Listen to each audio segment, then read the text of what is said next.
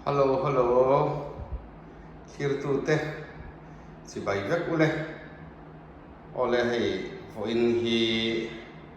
November ni som di Papua. Sirtop ni ani a. Tun hi sing lam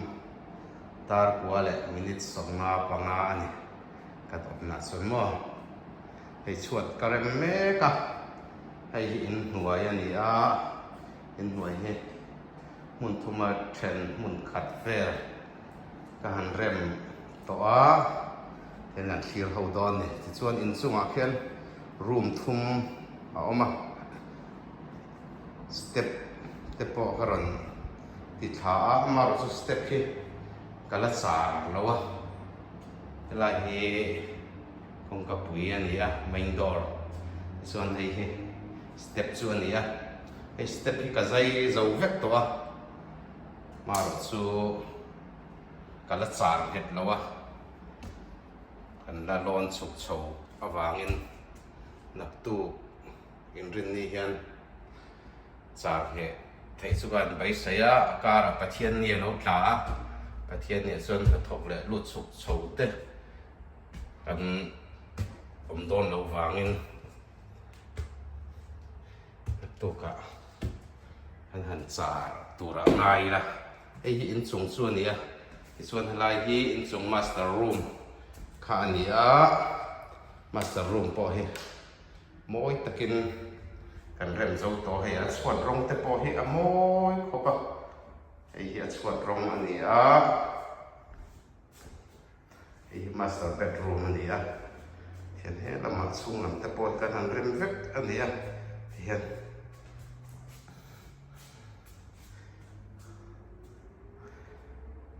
hian pon ni a chuan helama hian bedroom lo om ve le a hei hi bedroom dang ani a hei po hi kan rem zo fel to a hian chhuat a moi khop mai a rom te po hian thlang thiam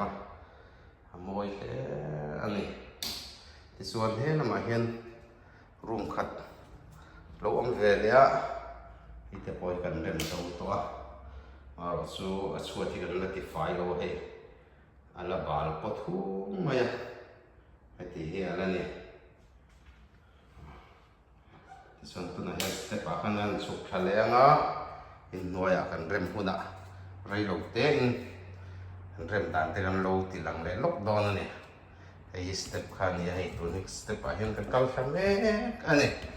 atl kan han char he tanga tang te hi frame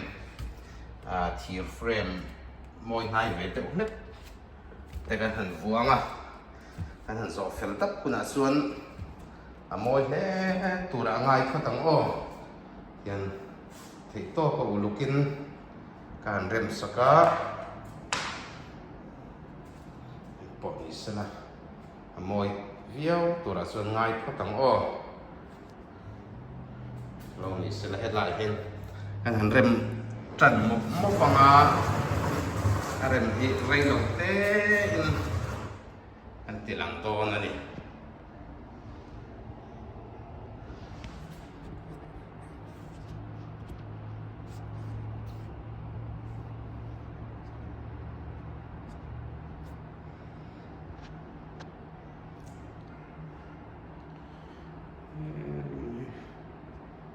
quạt làm tua làm anh nhỉ, so lại sang con bùi ở mà